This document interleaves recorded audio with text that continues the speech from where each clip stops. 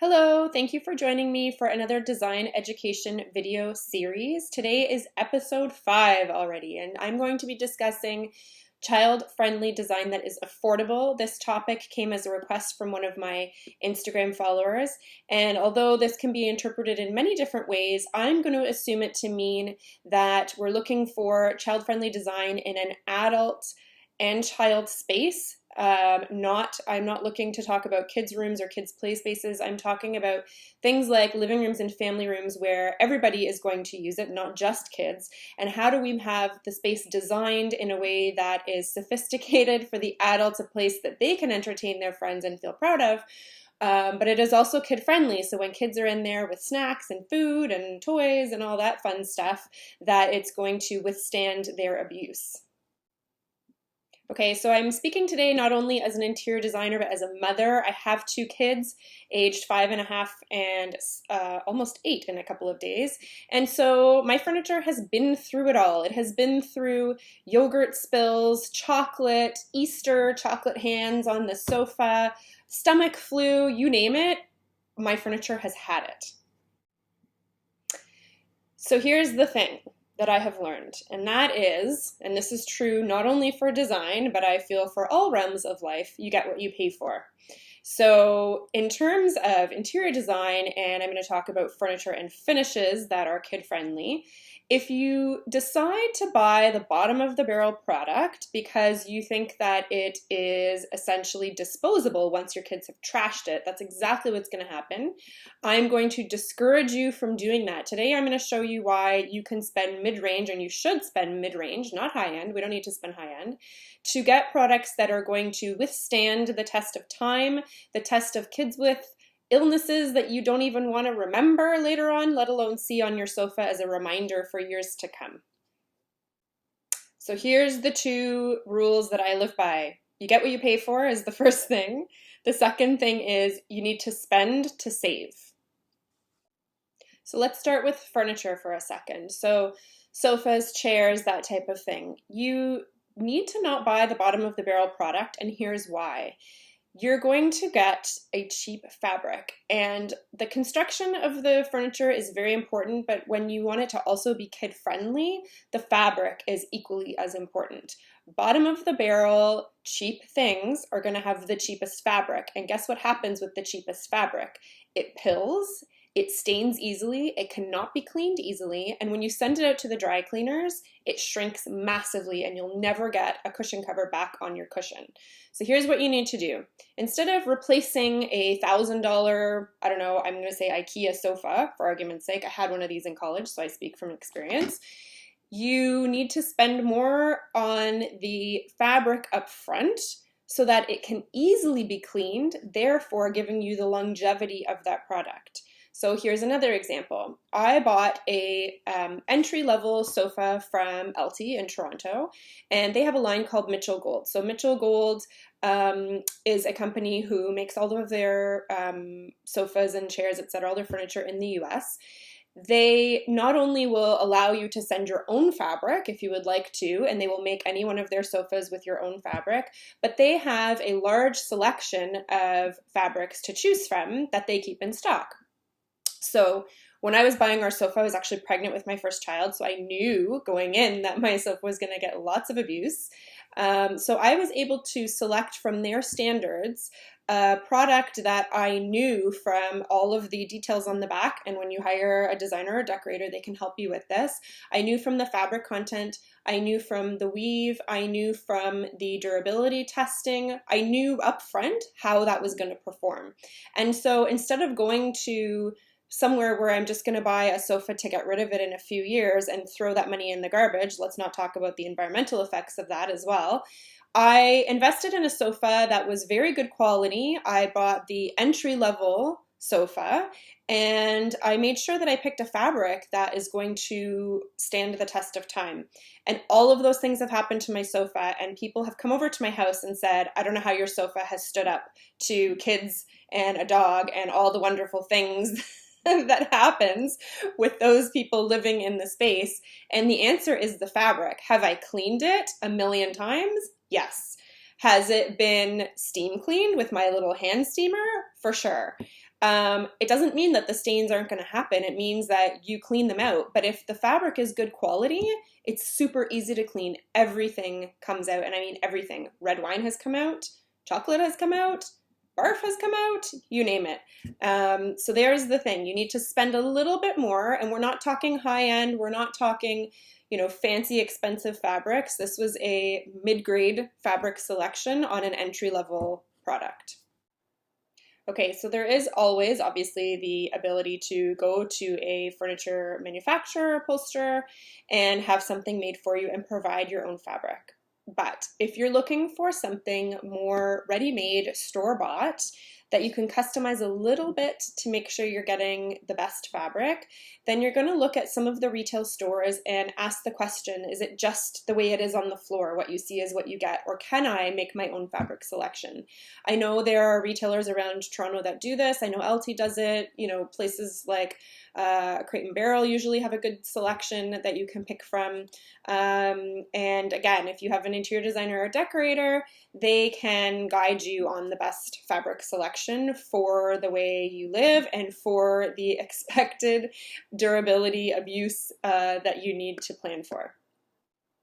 The other option that's out there is recovering an existing piece. So maybe you have something you inherited from a family member, a great aunt, whomever, and it's really good quality. You just hate the fabric. Maybe it has a rolled arm and you don't want a rolled arm, whatever the case may be. It will still be cheaper to go out and get your own fabric and send it to an upholsterer to have it reupholstered. They can change the filling. If you don't like the filling, you want it softer, you want it firmer, that type of thing. If the construction of the product or the frame is good quality, you have a lot of options at your disposal.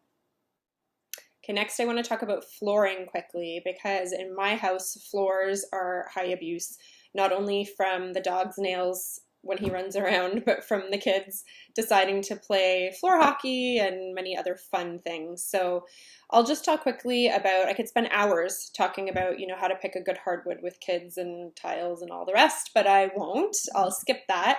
And I'll just talk quickly about carpeting, because I think everyone wants carpet in a space, at least as a parent of having toddlers. I did. Hardwood floors are great, but I was always concerned about little ones crawling around on hard surfaces. So when you're picking carpets, there's two things you should consider. So if you're going to do wall-to-wall carpeting or Broadloom, you need to pick something that's easy to clean. Historically, things like nylon have been the best, and everyone cringes and says, ooh, nylon. And I know it's a synthetic, and generally speaking, the natural fibers are better. But if you're going to be putting this in a high traffic area, or I will mention kids' rooms for a second, you need to think about how easy that's going to be to clean. And if you have a natural fiber carpet, steam cleaning sometimes isn't an option unless the fiber of that has been pre-shrunk. So there's nothing worse than putting a 100% wool wall-to-wall carpet in, and then someone comes in to steam clean and it shrinks and buckles and all that fun stuff. So there are ways to clean those carpets. There's foams and things like that, dry foam cleaning, but that's quite expensive. And I think if you're going to be cleaning it often, that's not the best choice. So there are companies now who make a nylon fiber that feels very soft. You'd be surprised. Don't think of 80s office carpeting. It's not like that at all. You can do a beautiful plush cut pile carpet that you would never guess is nylon. Now here's my recommendation. If it's going to be a high traffic space or a kid's room, Broadloom is probably not the best choice. You're better off to do a large area rug. And then you can use the natural fibers. You can send it out for cleaning if spot cleaning is not working. Sending it out for cleaning is usually $100 to $200 depending on the size of your carpet, and that includes pickup and redelivery, and they will often move the furniture off and put it back on. So, once a year to do that is not a big deal. Natural fibers are going to spot clean very well. You just need to be cautious of not using hot water or anything that's going to shrink them. And I think that that's a good choice for kids. You have the softness underfoot, but then it's something that's easily removable to take out if the stains are really that bad. So the one thing I am going to warn you about, and I've learned a lot from working with Weaver and Loom over the years, is that you need to be careful about what wool you're buying when you buy a wool area rug. A lot of the wool that is sold in ready-made stores in Canada is actually not the right type of wool for our climate. So when you get a new carpet, it's common that it sheds a little bit, and that's basically just loose fibers from the making of the rug that need to come out, and you'll see that come out when you're vacuuming. You say, okay, there's a lot of fibers coming loose, but that should end. And you'll know if you have one of these carpets in your house that 3, 4, 5 years later is still shedding. That means it's the wrong type of wool for our environment.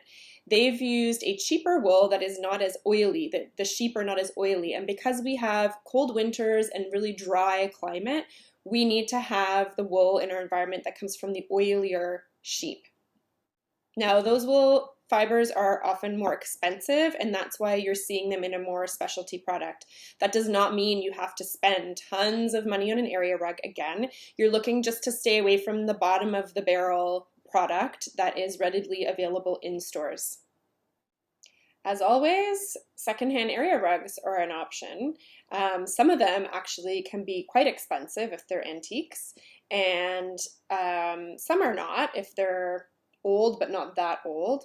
You know, a 100-year-old rug certainly has stood the test of time, and it's going to be an expensive item. I had clients from overseas 2 years ago who had antique rugs, and I was shocked to find out that all of them were older than me, and they were cared for so well, spot cleaning and light vacuuming, and you would never have known that they had been passed through many families and generations that withstood kids and dogs. So I think the lesson here is the attitude toward design, making it kid-friendly and affordable, is that you're not picking the cheapest item, the bottom of the barrel, with the expectation that it's just going to get trashed, there's nothing you can do about it, and eventually it goes in landfill. I think that attitude has a lot of weight these days in terms of the green footprint and the environment.